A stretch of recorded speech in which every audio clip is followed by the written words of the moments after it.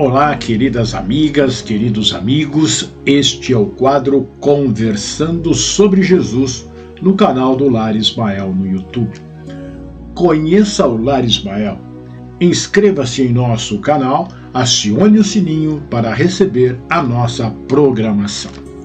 Hoje nós vamos trazer uma passagem linda e maravilhosa de Jesus do livro A Eterna Mensagem do Monte, pelo espírito de Leon Tolstói, psicografia de Célia Xavier de Camargo. No capítulo 1, o paralítico. Tudo quanto, pois, quereis que os homens vos façam, assim fazei-o também vós a eles, porque esta é a lei e os profetas. Mateus capítulo 7, versículo 12. Há muito tempo na Judéia vivia um jovem chamado Davi. Nascera sadio, tivera infância alegre e descuidada, e a juventude cheia de prazeres e divertimentos.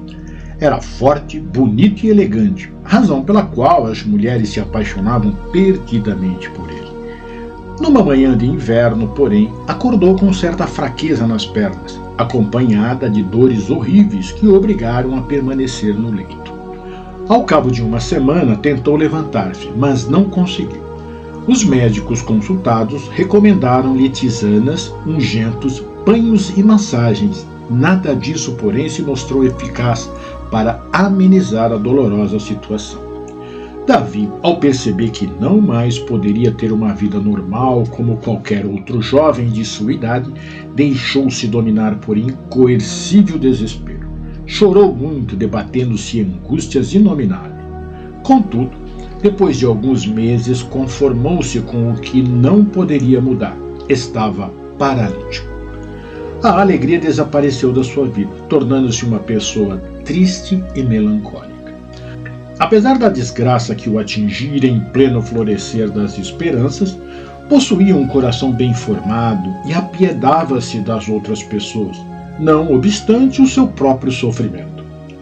Certa ocasião ouviu falar de um profeta que andava curando cegos e surdos, coxos e estropiados, endemoniados e até leprosos, e se tomou de vivo interesse por conhecê-lo.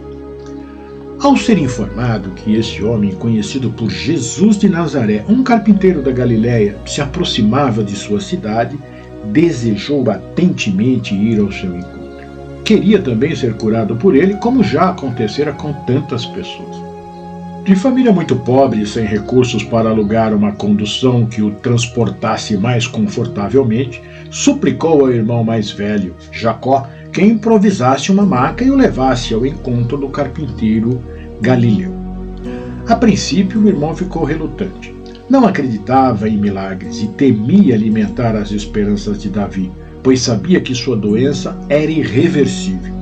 Este, todavia, insistiu tanto que ele acabou concordando. Saíram no dia seguinte logo cedo, acompanhado de outras pessoas que também desejavam conhecer o Rabi. Pelo caminho ia encontrando mais criaturas, muitas delas enfermas, que se dirigiam para o mesmo lugar onde estaria Jesus. Ao aproximarem-se do local, avistaram um grande número de pessoas. Sob intensa expectativa, acomodaram-se o melhor possível dadas as circunstâncias e ficaram também esperando. Uma multidão incontável de criaturas doentes e necessitadas ali se aglomerava. Cegos, surdos, mudos, paralíticos, leprosos, enfim, toda a escória do mundo.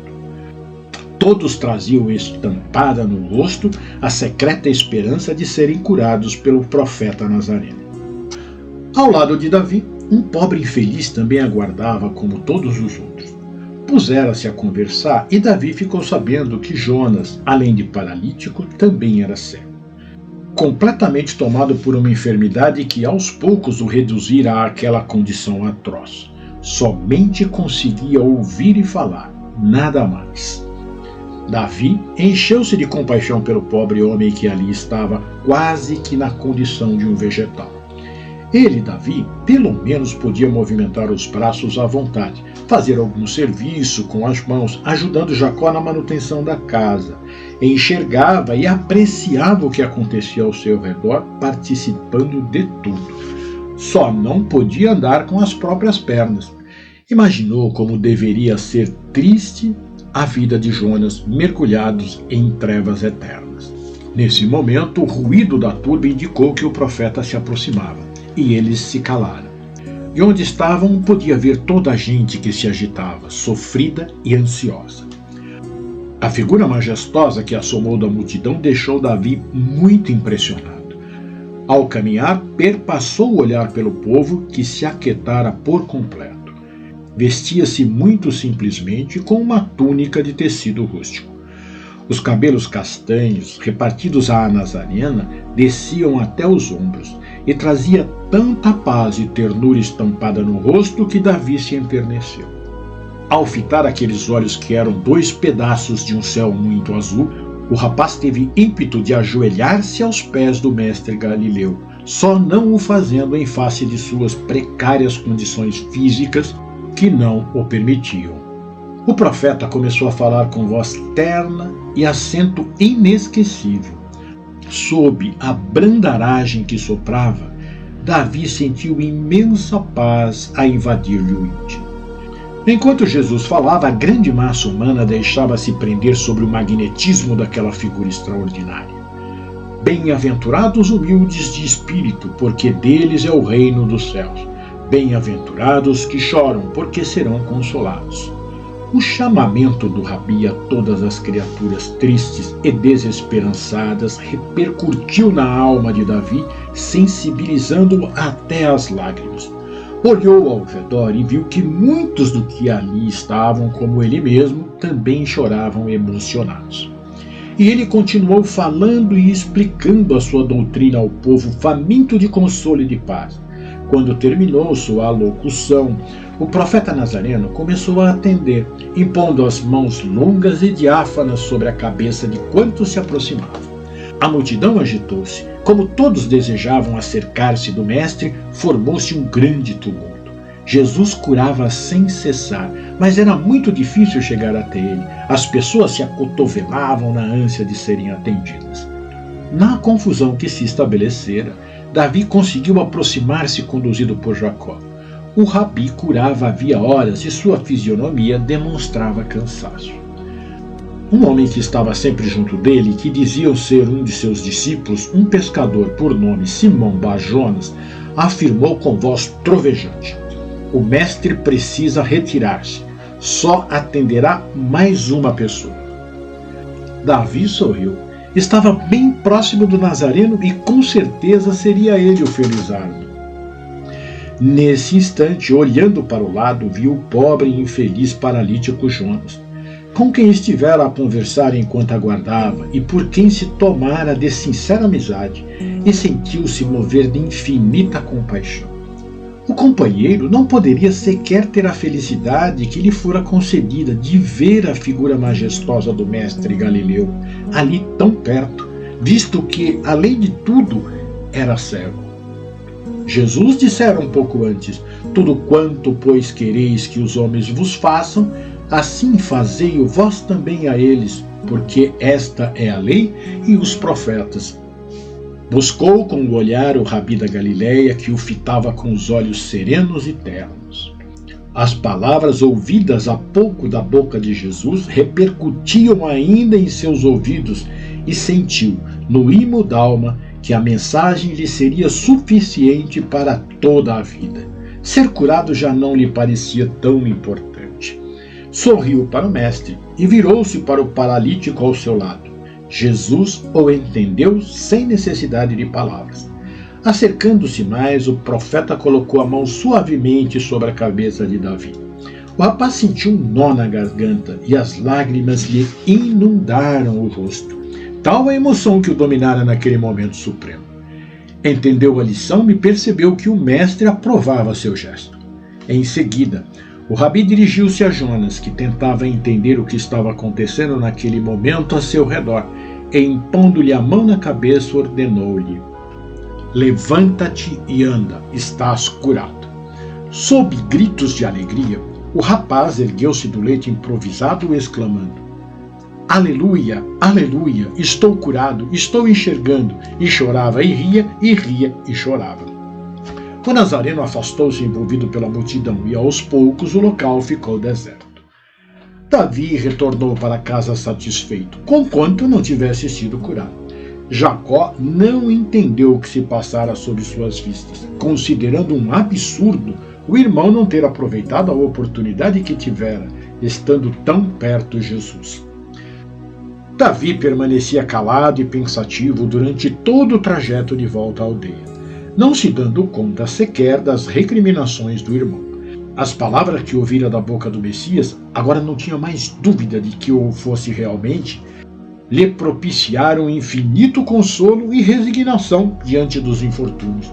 Renunciar à única oportunidade que tivera de ser curado milagrosamente pelo mestre Galileu. Mas isso agora já não lhe parecia ter tanta importância. Uma nova luz nascera ali no íntimo, clareando a compreensão de seus problemas. Regressou para sua cidadezinha resignado e disposto a prosseguir suportando a enfermidade, confiante naquele Deus que era todo amor e misericórdia ao qual Jesus se referira. Ao chegar em casa, quando o irmão Jacó o ajudava a deixar a maca improvisada para acomodar-se no leito, Davi percebeu cheio de júbilo, maravilha, que também podia andar, também fora curado, mercê à infinita bondade daquele mestre Jesus que era todo compaixão pelos sofredores. Nesse momento, profundamente emocionado, Davi recordou das palavras que ele lhe dissera e que ficariam gravadas em seu espírito para todo o sempre. Faze aos outros tudo o que queiras que eles te façam. A postura de Davi foi fundamental para a sua cura. Naquele momento ele não pensou mais em si, só em Jonas. Davi, ele permitiu que Jonas fosse curado, porque ele sentiu dentro do seu coração que aquele seu irmão estava muito mais necessitado do que ele. Davi estava na condição de ser curado. Ouviu o que o mestre disse, mas ele já estava resignado com a sua situação e buscando a cura. Uma resignação verdadeira, aquela que aceita, mas vai atrás do que necessita para deixar o seu sofrimento. Então ele já tinha a semente dentro do seu ser. Mas e Jacó? Jacó não entendeu. Como deixar de receber o benefício da cura para dar ao outro irmão? Hoje, nós ainda temos muito de Jacó dentro de nós. Nós buscamos, então, os benefícios para nós próprios. É o egoísmo ainda muito forte dentro de cada um de nós. E Davi praticou a verdadeira caridade, que consiste em dar de si próprio. É o óbolo da viúva. O exemplo que nos deu Davi nessa história para ser meditado constantemente para sabermos como estamos amando ao próximo. Será até ao ponto de consentir que ele seja beneficiado em meu lugar? Será ao ponto de eu dar meu último centavo? Eis a regra áurea para evitarmos de cometer tantos erros. Quando formos fazer ou dizer algo ao próximo, perguntarmos-nos: eu gostaria de receber ou que dissessem isso comigo? Na resposta está a minha ação. Então, meus queridos irmãos, vamos fazer aos outros tudo o que queremos que sejam feito conosco e estaremos então cumprindo as nossas obrigações para com o próximo e cumprindo a lei de Deus.